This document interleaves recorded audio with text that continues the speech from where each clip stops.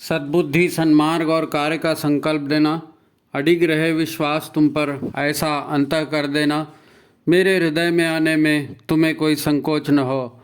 हे गुरुदेव, मुझे नज़रों से दूर कभी न होने देना। हे गुरुदेव, मुझे नज़रों से दूर कभी न होने देना। नमस्कार, गायत्री चिंतन धारा के इस सतत प्रवाह में आप सभी का स्वागत है। मित्रों, हम यज्ञ के पूर्णाहुति पर बात करने वाले हैं। आप सोचेंगे आज अचानक यज्ञ की पूर्णाहुति पर चर्चा किस बात की है, ऐसा क्या हो गया? तो मित्रों, बहुत से पत्र अपने पास आते हैं, लोग परेशानियां बताते हैं, हमारे साथ ये हो रहा है, हमारे साथ वो हो रहा है, उसने ये कर दिया, उसने वो कर दिया। दुख परेशानियों से त्रस्त लोगों के लिए क्या समाधान दिया जा सकता है? क्या समाधान दिया जा सकता है? अब हम तो गुरुदेव के जो समाधान दिए उसी पर बात करते हैं। दुखों से, मुसीबतों से बचना है तो अपना अपना करो सुधार, यही तो गुरुदेव का सूत्र है। लेकिन कोई अपनी गलती मानेगा तब, नहीं मानता। इसलिए ये प्रश्न आया कि क्या व्यवस्था दी जा सकती है। आप तो जानते हैं, यहाँ गुरुदेव के द्वारा उनके दिए गए सूत्रों पर ही अपन स्पष्टीकरण देते हैं, प्रकाश डालते हैं। अब गुरुदेव ने जो भी कहा और किया है तो उसका उद्देश्य भी तो सबका कल्याण है, हैं? यज्ञ की पूर्णाहुति आज हम जो चर्चा करने वाले हैं उसके पीछे कारण भी यही है कि गुरुदेव ने जो कल्याणकारी सूत्र दिए हैं उसके भाव हमको समझ में आ जाए, वैसा हम आचरण शुरू कर दे तो सारी दुख, मुसीबतें, परेशानियां दूर हो जाएंगी। क्या है, हम सभी यज्ञों में भाग लेते हैं और सभी जानते हैं कि इसमें संविधाएं प्रज्वलित की जाती हैं ना, घी डाला जाता है, हवन सामग्री की आहुतियाँ दी जाती हैं, यज्ञ देव को आह्वान किया जाता है, पूजन प्रणाम करते हैं, यज्ञ की परिक्रमा करते हैं, सो एंड सो, ये सारा होता है। तो हम भी यहाँ कोई यज्ञ के कर्मकांड नहीं सिखा रहे हैं, हम तो ये चर्चा करने वाले हैं कि जिस काम को, यानी जिस यज्ञ को दुनिया का सर्वश्रेष्ठ कर्म कहा जाता है, तो हमारे फायदे के लिए उसमें खास बात क्या है? दुनिया का सर्वश्रेष्ठ कर्म यज्ञ है तो हमारे फायदे की उसमें क्या बात है? तो मेरे विचार से सबसे महत्वपूर्ण भाग इसका है देव दक्षिणा और पूर्णाहुति। इसमें भी पूर्णाहुति के मंत्र में जो कुछ संदेश है, जो भी समझने योग्य बात है, उसको हमको समझना चाहिए। उसको हम समझ गए तो ये बात हमारे सारे दुखों को, सारे जीवन की हाय हाय को समाप्त कर देगी। तो हम लोग शांति से, सुख से अपना जीवन भी जी सकेंगे। इसीलिए हम यह भी तय कर सकेंगे कि देव दक्षिणा में हमें क्या कुछ समर्पित करना चाहिए। परंतु पहले इस पूर्णाहुति मंत्र का अर्थ, उसका स्पष्टीकरण, उसका भाव हम समझ जाएं, है ना, उसका हमारे जीवन पर क्या प्रभाव पड़ने वाला है यह समझ जाएंगे तो सचमुच यह बात कितनी महत्वपूर्ण है हमारे अपने जीवन के लिए, ये हमको समझ में आ जाएगा। आज अपन इसी पर चर्चा करने वाले हैं। तो ठीक है, बड़ा महत्वपूर्ण विषय है। आप लाइक कर लीजिए, वीडियो को शेयर कर लीजिए, जिन्होंने सब्सक्राइब नहीं किया वो सब्सक्राइब कर लीजिए, है ना। तो अपन बात शुरू करते हैं, ठीक है। वीडियो लाइक करें, उसके बाद इस बात को आप गंभीरता से सुने जो भी आगे कहा जा रहा है ना। सबसे पहले अपन शुरुआत मंत्र से करने वाले हैं। ओम पूर्णमदः पूर्णमिदं पूर्णात् पूर्णमुदच्यते पूर्णस्य पूर्णमादाय पूर्णमेवावशिष्यते। ये एक सिद्धांत की बात है, एक ज्ञान की बात है जो पूर्णाहुति के पहले दे दी गई है कि सावधान, आप भगवान को कुछ दे रहे हैं ना, तो भगवान क्या है? भगवान खुद पूर्ण है, उसी ने पूरी दुनिया बनाई है और वो पूर्ण है और तो आपको भी पूर्ण कर सकता है। इसलिए ज़रा सावधान होकर के अपनी दक्षिणा दो। इसलिए ये बात शुरुआत में कही गई है ना। मंत्र का भावार्थ कुछ ऐसा है कि ईश्वर पूर्ण है, जाहिर है बाकी सभी को पूर्ण नहीं माना गया है, सब में कोई न कोई कमी रहती ही है और ये अलग ही तत्व है, विलक्षण और पूरी तरह से चैतन्य तत्व है। लोग ईश्वरीय सत्य को प्रायः समझ नहीं पाते, है ना, वो सोच लेते हैं कि कोई भगवान है, इसके ऊपर बैठ के उसके ऊपर बैठ के आएगा और ये देने से वो देगा, और नारियल चढ़ाएं तो ये देगा, और दुर्वा चढ़ाएं तो वो देगा। इतना विलक्षण और अनोखा ईश्वरीय तत्व है कि पूरे में से पूरा घटा दो फिर भी पूरा बचता है। ऐसा कहीं देखा है दुनिया में कि पूरे में से पूरा घटा दो फिर भी पूरा बचेगा? ये विलक्षण तत्व है। ईश्वर परम शक्तिशाली संपन्न बोलते हैं ना, परमात्मा, वो एक अलग ही चीज़ है। उसको अपनी नज़र से मत देखो, जो है उसको समझने का प्रयास करो। जब ये कहा जाता है पूर्णस्य पूर्णमादाय पूर्णमेवावशिष्यते, तो परम शक्तिशाली और विशिष्ट तत्व की कल्पना बहुत कठिन है कि पूरे में से पूरा निकाल दो फिर भी पूरा बचेगा। सोचो ना क्या हो सकता है। फिर भी अपने ढंग से लोग उसको परिभाषित करते हैं। हम एक परिभाषा को आधार मान करके इस वीडियो को प्रारंभ करेंगे, है ना।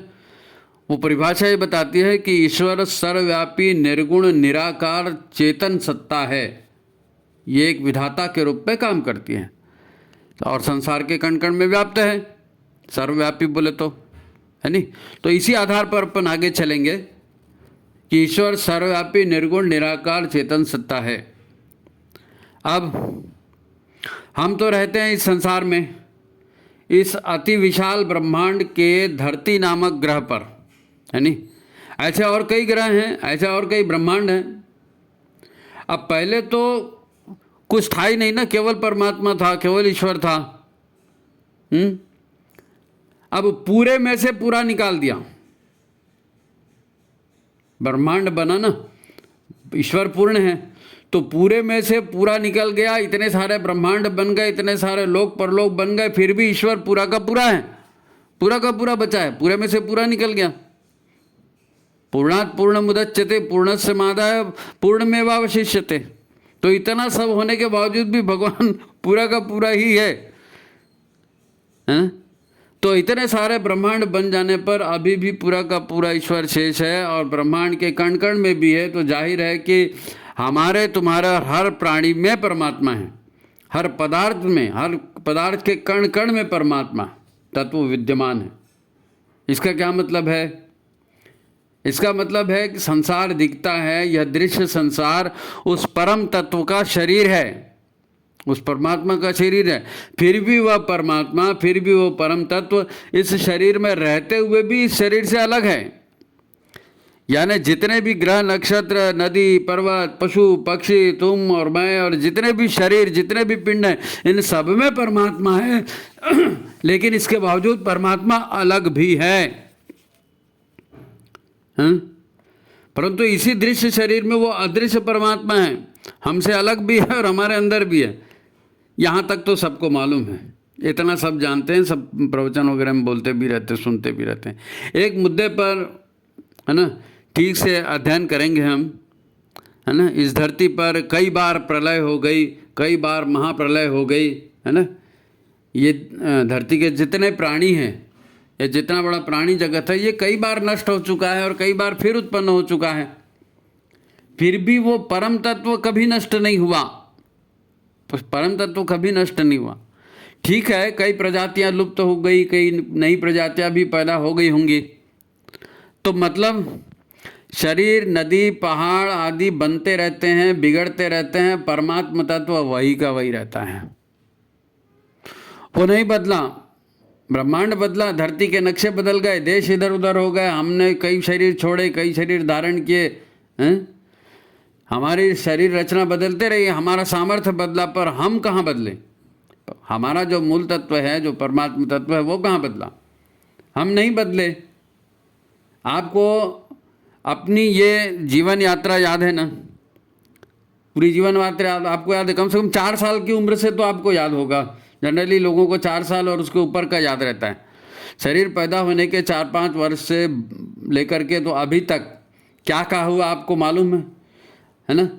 इस शरीर में क्या क्या बदलाव हुआ, हमारे भीतर हमारी चेतना जो इन सब की दर्शक है, वो तो नहीं बदली।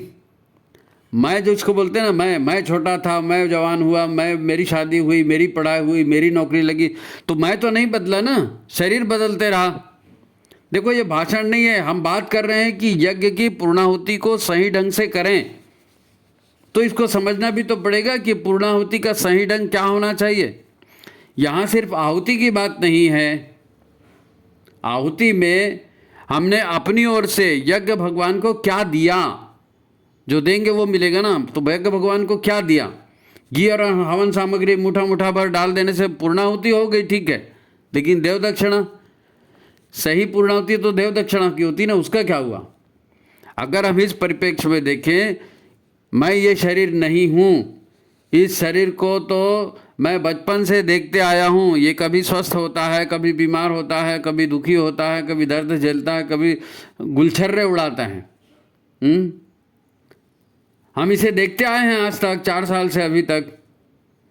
जैसे ब्रह्मांड बदला है, जैसे धरती बदली है, परमात्मा नहीं बदला और हम भी नहीं बदले। हाँ, इसीलिए हमारे भीतर के परमात्मा को क्या कहते हैं, आत्मदेवता। आत्मदेवता, आत्मदेवता नहीं बदला है नहीं। मेरा शरीर बदल गया, मेरे संबंधी बदल गए, मेरा घर बदल गया, मेरा वातावरण बदल गया, मेरे हालात बदलते गए, मैं तो देखने वाला हूँ या मैं देखने वाली हूँ, मैं नहीं बदली। मैंने देखा है या मैं नहीं बदली, मैं बदल भी नहीं सकती, है ना। मैं कहाँ बदलेगा जी, शरीर बदलता है। फिर इस ब्रह्मांड के सर्वोत्कृष्ट कर्म में मैंने अपनी ओर से क्या दिया। यज्ञ भगवान है, यज्ञ कर्म सर्वश्रेष्ठ कर्म है, तो उसकी दक्षिणा में मैंने अपनी ओर से क्या दिया। ये हवन सामग्री और घी डाला, ये तो हमारा नहीं था ना, ये हमारे अस्तित्व का नहीं था, ये प्रकृति का था, प्रकृति को डाल दिया, तो हमने क्या दिया। ये महत्वपूर्ण है कि पूर्णाहुति का ढंग इसी पर डिपेंड करता है कि ये ठीक था कि नहीं था। जब सांसारिक जीवन जीते हैं तो हमारी सोच होती है, कैसे सोचते हैं हम संसार में, हमारी सोच ये होती है कि एक शानदार जिंदगी हो, किसी सेलिब्रिटी की तरह हम जिए, किसी सिनेमा के हीरो या हीरोइन की तरह हमारी ज़िंदगी हो, पूरे शान शौकत और रुतबे के साथ हम जिए, सब हमारा सम्मान करें, हैं, खूब धन दौलत हो। पर जब आप गुरु से जुड़ते हैं, जब आप गुरु से जुड़ते हैं, ऊंची बातें समझ में आने लगती है, आध्यात्म के संपर्क में आते हैं, आत्मा, परमात्मा, पुनर्जन्म की कथाएं बार बार आपको सुनने में आती हैं, हमें दुखों और परेशानियों के कारण समझ में आने लगते हैं। आपको यह भी समझ में आता है कि शरीर हमें किसी और ने भले ही उपलब्ध कराया हो, भले ही हम किसी के बेटे हों, माँ बाप ने हमको शरीर उपलब्ध कराया ना, भले ही हम किसी के बेटे हों, पर कराया तो परमात्मा ने। माध्यम बन गए माता पिता। हमें जो भी सुखद या दुखद माहौल मिला है वो हमारे ही विचारों और हमारे ही कर्मों के परिणाम हैं। तो हमारी पूर्णाहुति उस लेवल की होनी चाहिए, जिस लेवल का कंफर्ट हमको चाहिए, जिस लेवल की उपलब्धियां हमको चाहिए, उस तरह की हम दक्षिणा देंगे, है नहीं। तो फिर से सोचो ना, पृथ्वी पर कई बार प्रलय हो गए, पृथ्वी तो नष्ट हो गई, पृथ्वी नष्ट धर्मा है, वो कई बार बिगड़ी, पर परमात्मा तो नष्ट नहीं हुआ। धरती का जीवन फिर से नया बना ना, नया बना दिया भगवान ने। हाँ, गीता भी तो यही कहते आई है ना, क्या लेकर आए थे मानव शरीर में और यहाँ से क्या लेकर जाओगे। हाँ, क्या लेकर जाओगे, ये गीता पूछ रही है, क्या लेकर जाओगे। मतलब शरीर नष्ट होगा तो हम कहीं और किसी और शरीर में जाएंगे ना, परमात्मा की तरह जीवात्मा के रूप में हम रहेंगे। कहाँ जाएंगे। मतलब पूर्णाहुति जीवात्मा की ओर से देनी है और जीवात्मा अपने लिए लेकर के जाएगा जो भी लेके जाएगा। अब पूर्णाहुति देना है तो जीवात्मा क्या क्या दे सकती है, सोचो। सही पूर्णाहुति तभी दे सकेंगे जब हम अपने जीवात्मा का या अशरीरी स्वरूप का, अशरीरी रूप का अस्तित्व समझेंगे, अपने अस्तित्व का बोध हमें होगा। ये जानेंगे कि शुद्ध आत्मा क्या है, जीवात्मा क्या है, अतृप्त आत्मा क्या है, भटकती आत्मा क्या है। ये सब आत्मा के लिए ही तो विशेषण दिए गए ना। तो हमारी आत्मा भी तो ये हो सकती है, अतिरिक्त और भटकती आत्मा नहीं हो सकती। क्या कहते हैं? पूर्णाहुति मंत्र को समझाते हुए हम यही कहते हैं ना कि परमात्मा पूर्ण है। उसमें से कुछ भी घट जाए, कुछ भी बढ़ जाए, तो भी परमात्मा वही का वही रहता है। इतने सारे ब्रह्मांड बना के भी परमात्मा का कुछ घटा क्या? कुछ नहीं घटा, फिर भी वह पूर्ण है। सभी अनुभव करते हैं। ये शांत चित्त का बना हुआ है परमात्मा। इतना कुछ उसमें से निकल गया, इतने सारे ब्रह्मांड बन गए, इतनी सारी दुनिया बन गई, तो भी परमात्मा तो शांत चित्त बना हुआ है, वो आनंद स्वरूप बना हुआ है। तो हे यज्ञदेव, हमारा भी जीवन कितना भी हमारे में से निकल जाए, कितना भी हमारे से बिछुड़ जाए, कितना भी हमको मिल जाए, तो हमारा जीवन आधा अधूरा न रहे। हमारी भी आत्मा कभी कमी अनुभव ना करे। कामना और वासनाओं की तीव्रता में हम अतृप्तता का या भटकती आत्मा का रोल ना ले लें, अतृप्त आत्मा ना बन जाए, भटकती आत्मा ना बन जाए। यही प्रार्थना करते हैं कि हम भी आधे अधूरे ना रहें। भाई आप कभी भी यज्ञ की पूर्णाहुति में जब आपको यही कहा जाता है कि परमात्मा पूर्ण है, तो हम भी अपने जीवन में पूर्णता प्राप्त करें, हे भगवान, यही तो बोलते हैं ना। देखो, यज्ञ ही दुनिया का सर्वश्रेष्ठ कर्म है जो जीवात्मा को अतृप्त भटकती आत्मा या दुष्ट आत्मा या दुखी आत्मा या प्रेतात्मा बनने से रोक सकता है। यज्ञ रोक सकता है। अब इस यज्ञ की पूर्णाहुति में यज्ञ देव को कुछ अपनी ओर से समर्पित करना है, उसे दक्षिणा देनी है। उसी को देव दक्षिणा कहते हैं ना। तो वो 10-20 रुपए, 100-500 के नोट तो नहीं हो सकती। आपने यज्ञ देव को 10-20 के नोट चढ़ा दिया या 100-500 के नोट चढ़ा दिया, तो ये देव दक्षिणा सही दक्षिणा हुई क्या? इतना तो तय है कि आत्मा शरीर छोड़कर परलोक जाएगी, तो वहाँ क्या नोट चलते हैं क्या? परलोक में नोट चलते हैं। यहाँ नोट दिया तो वहाँ खूब नोट मिल जाएगा, ऐसा कुछ है क्या? शरीर चलाने के लिए नोट कीमती हो सकता है, इस संसार के लिए कीमती हो सकता है, पर जीवन के साथ वो जाएगा नहीं ना। क्या लेकर आया है, क्या लेकर जाएगा, तो क्या लेकर के जाएगा? जीवन चलता है भावना से। आप भावनाएं लेकर जाओगे, जीवन नया मिलेगा तो भावनाओं के आधार पर मिलेगा। भावना से, सद्भावना से, दुर्भावना से, जैसी भावना रहेगी वैसा जीवन मिलेगा ना। वास्तविक जीवन भाव और भावना से चलता है। उसी के आधार पर नया जन्म मिलता है। हमारे भाव, हमारी भावनाएं ही तो जीवात्मा का भविष्य निर्धारित करती हैं। आध्यात्म यही कहता है, गीता यही कहती है, स्वयं गुरुदेव यही कहते हैं। तभी तो यज्ञ प्रार्थना में हमसे वो क्या प्रार्थना करवाते हैं गुरुदेव? याद करो, सोचो, गुरुदेव क्या प्रार्थना करवाते हैं? वो कहवाते हैं हमारे से, यज्ञ रूप प्रभो हमारे भाव उज्ज्वल कीजिए, छोड़ देवे छल कपट को मानसिक बल दीजिए। ये प्रार्थना करने को कहते हैं यज्ञ भगवान से। तो महत्वपूर्ण यही है, यज्ञ रूप भाव। अगर भाव यज्ञ रूप नहीं है और उसमें कुछ दुष्टता है, उसमें कुछ मिलावट है, उसमें कुछ नीच बातें हैं, तो उनको छोड़ देना है। छल कपट को छोड़ देना है, मानसिक बल, मनोबल प्राप्त करना है। तो साफ है, देव दक्षिणा देवता को नहीं, हम आत्मदेवता को दे रहे हैं, आत्मदेवता की ओर से दे रहे हैं। छल कपट को छोड़कर वेद शास्त्र पुराण सब यही कहते हैं कि प्राणी माया के मोहजाल में फंसा है। ठीक वैसे ही जैसे पंछी बहेलिए के जाल में फंसता है, हम भी तो जाल में फंसे हुए ना। पंछी को जाल में मुफ्त का दाना मिल जाता है तो वो जाके खाना शुरू कर देता है, ज़िंदगी भर के लिए वहीं फंस जाता है। तो हम भी तो लालच में जाते हैं ना, ये मिल जाएगा मेरे को, वो मिल जाएगा, मैं ये पोस्ट पा लूँगा, ये मैं फलाना कर लूँगा, और फिर फंस जाते हैं, कुचक्र में फंस गए।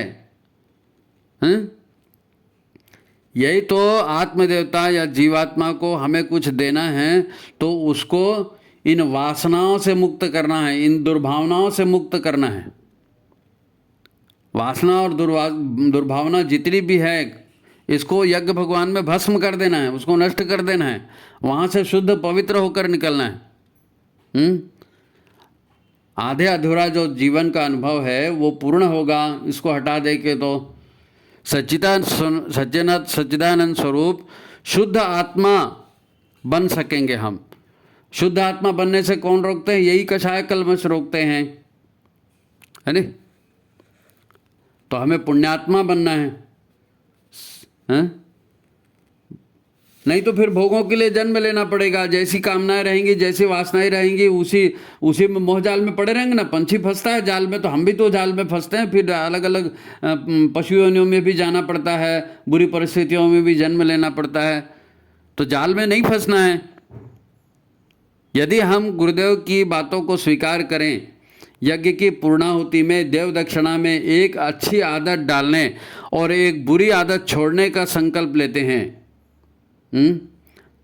तो फिर उस समय हमको भले बुरा लग सकता है, लेकिन जैसे सोना जो है ना आग में डालने पर कुंदन बन जाता है, उसकी कीमत बढ़ जाती है। ऐसे ही यज्ञ में, पूर्णाहुति में एक एक अच्छी आदत अपनाएंगे, एक एक बुरी आदत छोड़ते जाएंगे, तो जीवात्मा भी शुद्धात्मा बनती जाएगी, मुक्त आत्मा बनती जाएगी। मनुष्य जीवन में यज्ञ पूर्णाहुति देव दुर्लभ अवसर है। देवताओं को भी ये कर्म योनि नहीं मिलती, मनुष्य योनि।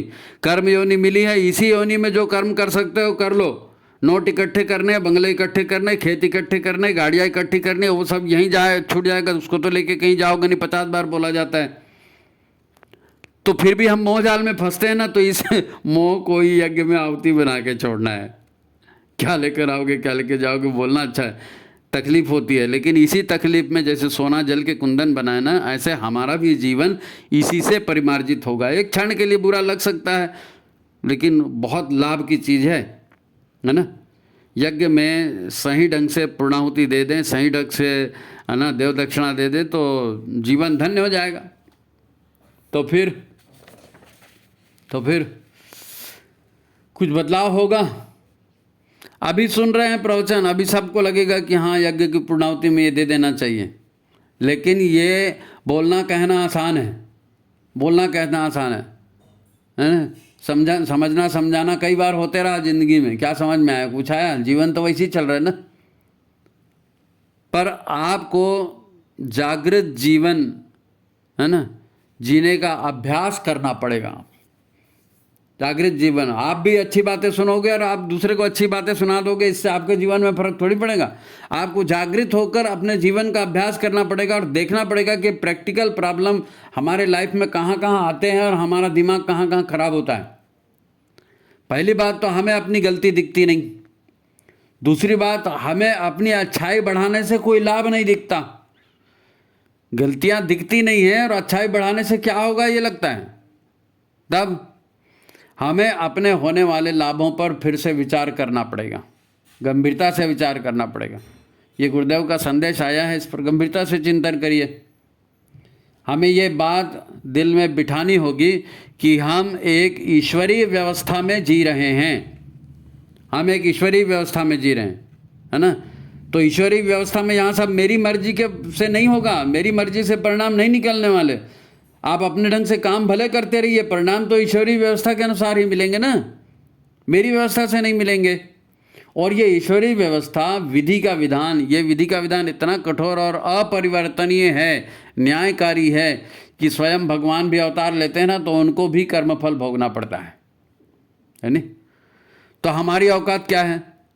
आज हमारा परिवार, हमारे संबंधी, हमारे पड़ोसी, हमारे दोस्त, हमारे दुश्मन, ये सब यूं ही हमारे साथ चिपक गए क्या?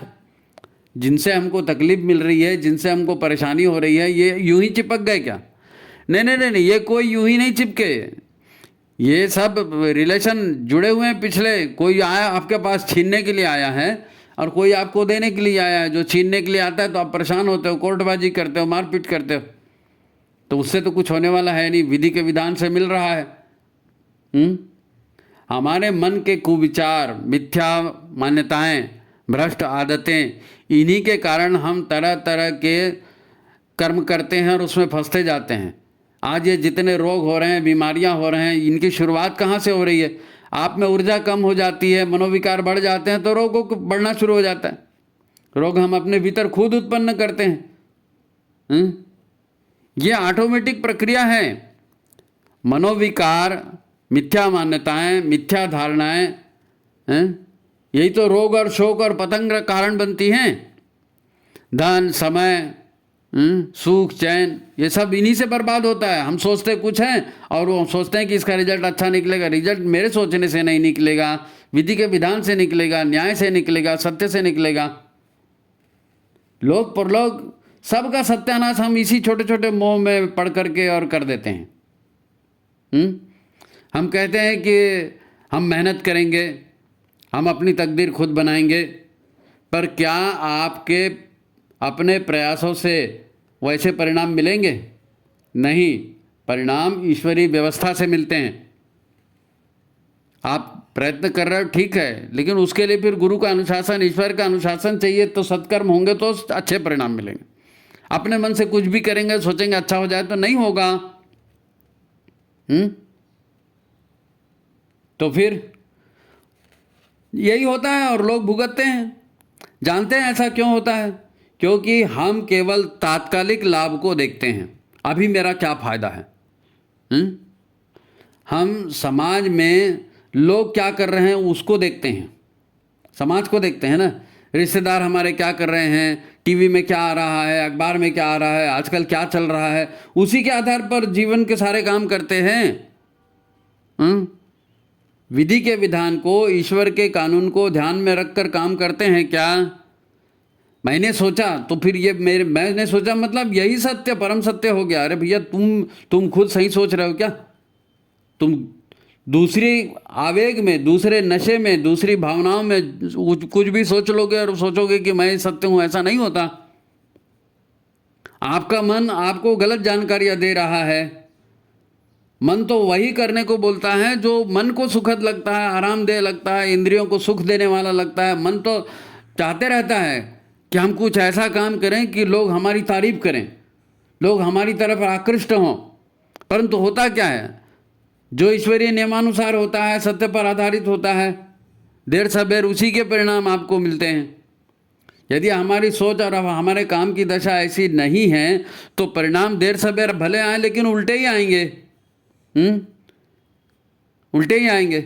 इसलिए लगातार ज्ञान पाने की बात की जाती है, आत्म समीक्षा करने की बात की जाती है कि भैया ज्ञान अर्जित करते रहो, ज्ञान ही बंधन और मोक्ष से, बंधनों से मुक्ति दिलाता है। आत्म समीक्षा करते रहो, अपने आप को सुधारते रहो। यही तो गुरुदेव यही तो कहते हैं, मन को कुविचारों और दुर्भावों से बचाए रखने का आदेश हमको दे रहे हैं। तो ठीक है, पूर्णाहुति में नारियल गोला चढ़ा रहे हैं या सुपारी चढ़ा रहे हैं तो ये उतना महत्वपूर्ण नहीं है। साष्टांग दंडवत कर रहे हैं या 108 परिक्रमा कर रहे हैं, इन सब बातों से कहीं ज़्यादा महत्वपूर्ण बात यह है कि साक्षात देव रूप यज्ञ भगवान आपके सम्मुख हैं। तो उस ऊर्जा से अपने संकल्प को मजबूती प्रदान करो कि हम आए हैं तो संकल्प लेकर के जा रहे हैं कि हम ये अच्छाई लेंगे और ये बुराई छोड़ेंगे। लोग क्या कहेंगे, लोग क्या करते हैं, भाड़ में जाए ना जी। इससे हमको इसको महत्व नहीं देना है। महत्वपूर्ण ये है कि आपका भविष्य, मनुष्य अकेला पैदा होता है, अकेला मरता है और अपने कर्मों का फल अकेला भोगता है ना। तो आपका भविष्य ये महत्वपूर्ण है। आप अपने भविष्य को देखिए, आपके भीतर की नकारात्मकता कैसे दूर होगी इसके विषय में बात सोचिए। यज्ञ भगवान के सम्मुख खड़े हैं तो यज्ञ भगवान से संकल्प ऊर्जा लीजिए और एक एक बुराई छोड़ते जाइए, एक एक अच्छाई ग्रहण करते जाइए। बाकी आपकी मर्जी। माँ गायत्री की कृपा आपके ऊपर बनी रहे, आप अपने प्रयत्नों में सफल हों। शेष बात फिर कभी और करेंगे। आज की बात यहीं समाप्त है ना। मित्रों, लाइक करने, शेयर करने के लिए पहले ही कह दिया, सब्सक्राइब करने के लिए पहले कह दिया। हम फिर वही निवेदन करेंगे कि आप प्रश्न करते हैं यूट्यूब पर, उसके उत्तर यूट्यूब में जाते हैं तो हम उत्तर किसको भिजवाएं भाई? आपका नंबर रहता नहीं है, हम आपसे बात कैसे करें, चर्चा कैसे करें? आपको व्हाट्सअप करना चाहिए, व्हाट्सअप में अपना नाम बताना चाहिए अगर आपको उत्तर उसमें चाहिए तो। अगर आप किसी तरह का और वीडियो चाहते हैं तो आपको थोड़ा ये जो टेक्निकल बातें इनका ध्यान रखिए, है ना। हम तो बैठे हैं, वंदनी माता जी का यही आदेश है, लोगों के पीड़ा पतन के कारणों का निवारण करना है, साधना का मर्म लोगों को समझाना है। इसीलिए गायत्री चिंतन धारा चल रही है, आपके सहयोग से चल रही है, हम थोड़ी चला रहे हैं, माता जी चला रही। तो ठीक है, जो कहा गया उस पर ध्यान दीजिए। सभी को प्रणाम, नमस्कार। आज की बात समाप्त।